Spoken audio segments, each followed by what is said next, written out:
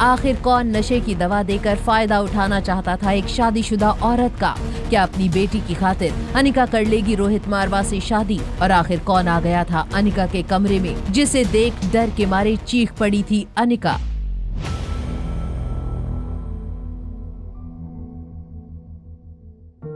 अनिका जब बाथरोब पहनकर बाथरूम से बाहर आई तो सोफे पर बैठे रोहित को देखकर उसकी चीख निकल गई और रोहित की नजर भी बाथरोब में खड़ी अनिका पर मानो जम सी गई। रोहित ड्रग्स की वजह से मदहोश था। हाउ डेयर यू मिस्टर मारवा, इतनी रात में मेरे रूम में बिना परमिशन के कैसे आ सकते हैं आप? रोहित नशे की वजह से अनिका की बातें ऐसे सुन रहा था जैसे वो गाना सुन रहा हो।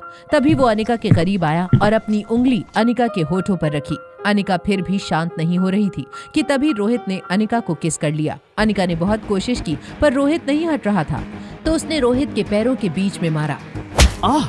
तुमने इतनी रात में अपने कमरे में बुलाया और अब खुद ही लात मार रही हो। What is wrong with you? Mr Marwah, क्या बकवास कर रहे हैं आप? बकवास? आपने ही नोट भेजा था जिसमें लिखा था meet me in my room. Mr Marwah, आप पागल हो चुके हैं। मैं अभी पुलिस को कॉल करती हूँ। अनिका अपना फोन लेने के लिए आगे बढ़ी ही थी कि तभी रोहित ने उसका हाथ पकड़ा। अनिका ने तुरंत रोहित का हाथ उल्टा करके उसे गिरा दिया। अनिका फिर फोन लेने के लिए आगे बढ़ रही थी, तभी रोहित ने उसका बाथरोब पकड़कर उसे रोकने की कोशिश की और बाथरोब उसके हाथ में रह गया। अनिका जल्दी से रूम में लगे पर्दे के पीछे छिप गई। बदतमीज, मुझे मेरे कपड़े लेने हैं। तुम वॉल के साइड मुंह करके खड़े हो जाओ। और मैं आपकी बात क्यों मानूं? तो इतना समझ लेना, तुम इस रूम के बाहर जिंदा नहीं जा पाओगे। अनिका को भी नशे का असर होने लगा था। उसे समझ नहीं आ रहा था कि वो कैसे रोहित से अपनी बात मनवाए। अनिका रोहित के लड़खड़ाते हुए कदम देखकर समझ गई थी कि उसे भी किसी ने ड्रग्स दिए थे। तभी अनिका ने कहा, आपको भी किसी ने ड्रग दिया क्या? क्या मतलब किसी ने? आपने ही दिया होगा। होश में है आप? मैं भला क्यों ड्रग दूंगी? मैं तो जहर भी ना दूं आपको। रोहित अनिका की ये बात सुनकर वॉल की तरफ मुड़ गया। कुछ टाइम बाद अनिका रूम से कपड़े पहनकर वापस आई तो समझ चुकी थी कि उन दोनों को किसी ने ड्रग दिया था, जिसका असर रोहित पर काफी ज्यादा हो रहा था। देखिए मिस्टर मारवा, जो ड्रग आपको और मुझे दिया गया है वो अपना काम शुरू कर चुका है। आपको कंट्रोल रखना होगा।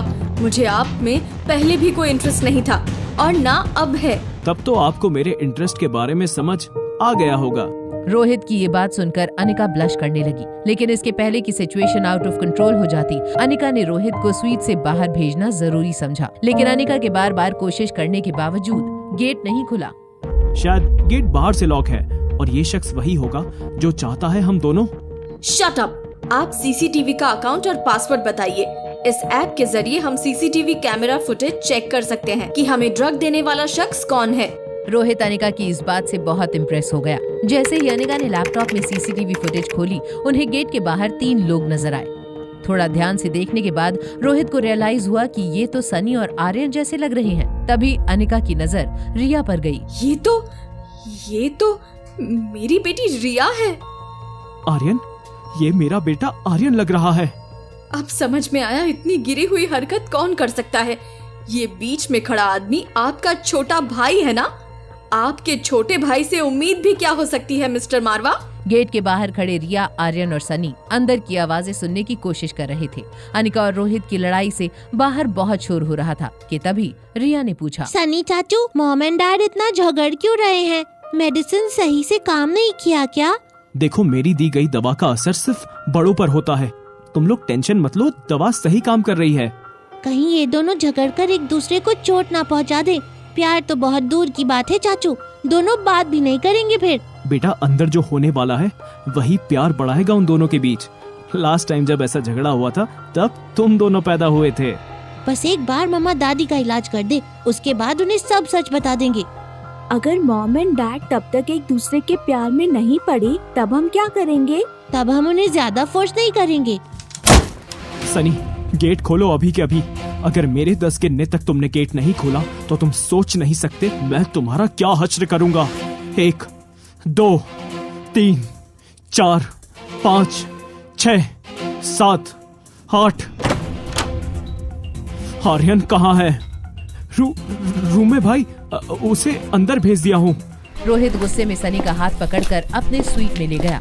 तभी अनिका बाहर आकर रिया को खोजने लगी। रिया सनी के गेट खोलने से पहले ही स्टेयर्स पर छिप गई थी। अनिका ने रिया को देखा और स्वीट में लेकर चली गई। अनिका और डरी हुई रिया डाइनिंग टेबल पर बैठकर एक दूसरे को काफी देर से देखे जा रहे थे कि तभी तुम चाहती हो मैं रोहित मारवा से शादी कर लूं? यस मम्मा, जरा सोचो आप दोनों साथ में कितने अच्छे लगोगे। वो इतने हैंडसम हैं, इतने पैसे वाले और इतने इंटेलिजेंट भी। तो ये प्लानिंग किसकी थी तुम लोगों में से? सनी चाचू का प्लान था ये। रोहित और अनिका को मिलाने की प्लानिंग अब सनी को भारी पड़ रही थी। फिलहाल वो रोहित के सामने डर और शर्म के मारे अपना सर झुकाए खड़ा था कि तभी रोहित एकदम से अपनी चेयर से उठ खड़ा हुआ। सॉरी भैया, प्लीज थप्पड़ मत मारिए। आप इतने यंग हैंडसम हो, फिर भी सिंगल हो और आर्यन को भी एक माँ की जरूरत है, तो मैंने सोचा कि भैया को नशे की दवाई देके किसी लड़की के रूम में बंद कर दूं ताकि उनकी सेटिंग हो जाए। वो लड़की मुझ पर हैरेसमेंट का केस कर सकती थी, ब्लैकमेल कर सकती थी और सॉरी, मैंने सोचा नहीं था कि ऐसा कुछ हो जाएगा। अगले 6 महीने तक तुम्हारी पॉकेट मनी बंद, ना मुझसे ना घर वालों से पैसे मिलेंगे तुम्हें। बस I mean, बस कीजिए भैया, इतनी बड़ी सजा मत दीजिए। मैं अपने गेमिंग क्रेडिट्स रिचार्ज नहीं किए तो चैंपियनशिप से निकाल दिया जाऊंगा। सनी झूठ मूठ रोते हुए अपने कमरे में चला गया। अनिका के साथ हुए उस अजीब इंटरैक्शन से रोहित शर्मिंदा तो था, लेकिन उससे ज्यादा उसे इस बात की हैरानी थी कि वो अनिका के ख्यालों को अपने दिमाग से क्यों नहीं निकाल पा रहा था। ये अचानक क्या हो गया है मुझे? पहले कभी किसी के लिए ऐसा नहीं लगा है। लगता है ड्रग्स का असर अभी तक नहीं उतरा है। अगली सुबह अनिका को भी ड्रग्स के हैंगओवर से अपना सर भारी सा लग रहा था।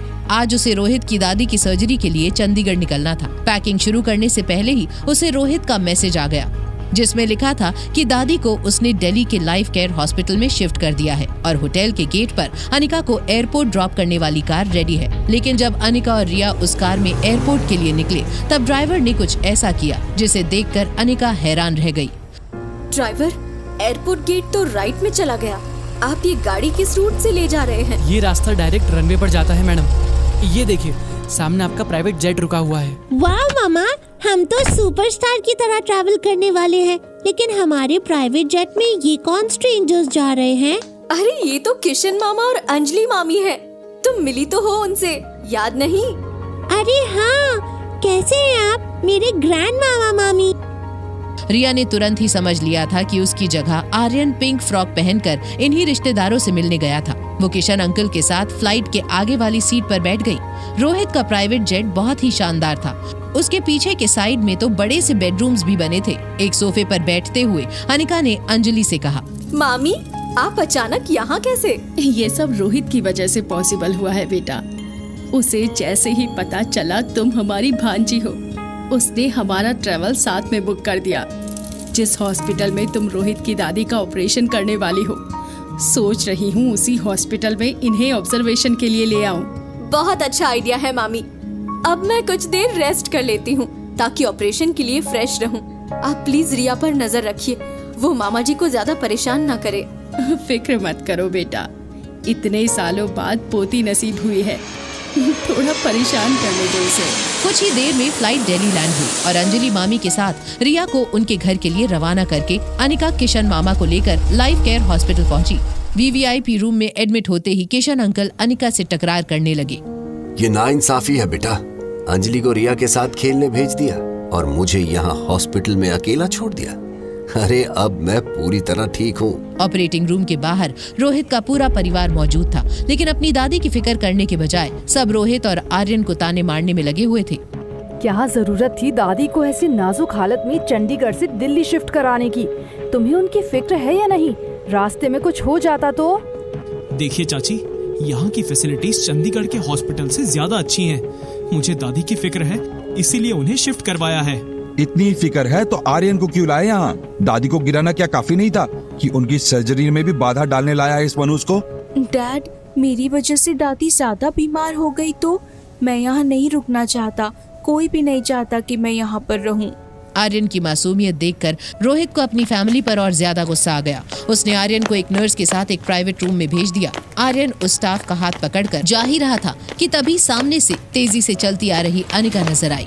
आर्यन ने जल्दी से अपना चेहरा नर्स के पीछे छुपा लिया। ऑपरेशन रूम के बाहर पंकज, आयुष, लड्डू और बाकी के मारवा परिवार के लोग दादी माँ के लिए मगरमच्छ के आंसू बहा रहे थे। अनिका वहाँ खड़ी ये सब देख रही थी। वो चुपचाप ऑपरेशन थिएटर में चली गई और जैसे ही उसने दादी माँ की हालत देखी, उसने जल्द से जल्द अपना प्रोसीजर शुरू किया। अनिका दादी को चेक कर रही थी, तभी रोहित अनिका के पास जाकर बोला, दादी माँ को कैसे भी ठीक कर दीजिए। डॉक्टर तो भगवान का रूप होते हैं। आप कोई चमत्कार कर दो, मैं जिंदगी भर आपका कर्जदार रहूंगा। रोहित, खुद को संभालो। आपकी दादी माँ की कंडीशन ठीक नहीं है।